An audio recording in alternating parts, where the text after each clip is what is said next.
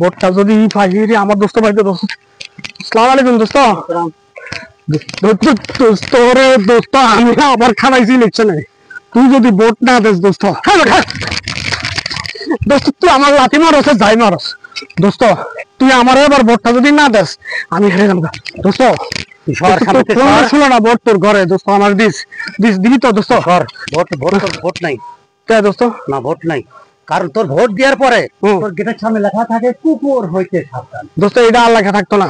ঠিক আছে, হ্যাঁ আর লেখা থাকতো না। তারপরে কি লেখা থাকে তোর অফিসে যখন যাই, হ্যাঁ পিয়ন বিভিন্ন ছলা কৌশলে টাকা দাও, এই করো, এটার জন্য টাকা দিতে হবে, স্যার এখন নাই পরে আসেন, এই নাটকগুলো তোমরা দীর্ঘদিন দোস্ত। এই পিয়ন আর রাখবো না, তুই আমার ভোটটা দিস, একটা ভোট পাস করার পরে তোমরা যে আচরণ গুলো করো সাধারণ মানুষ আমরা অতিষ্ঠ তোমাদের নিয়ে। আরে দোস্ত এটা আর কইস না, আর লজ্জা দিস না, ওই দিন শেষ। আমরা এখন ভালোভাবে নির্বাচন করবো, যদি পাস করি ভালো ভালো কাজ করার চেষ্টা করবো, আগের দিন সব শেষ। তোমাদের ভোট দিয়ে আমরা সাধারণ মানুষের কি উপকারটা আসছে আবার দেখাও তো। এবার হবে দোস্ত, এবার অবশ্যই হবে, ভালো কিছু করার জন্য চেষ্টা করতেছি আমরা সবাই, সারা বাংলাদেশের লোক, আমরা মেম্বার চেয়ারম্যান সবাই প্রতিজ্ঞা করছি এই দেশে ভালো একটা কিছু করার জন্য। দোস্ত দোয়া রাখবি তাহলে জায়গা।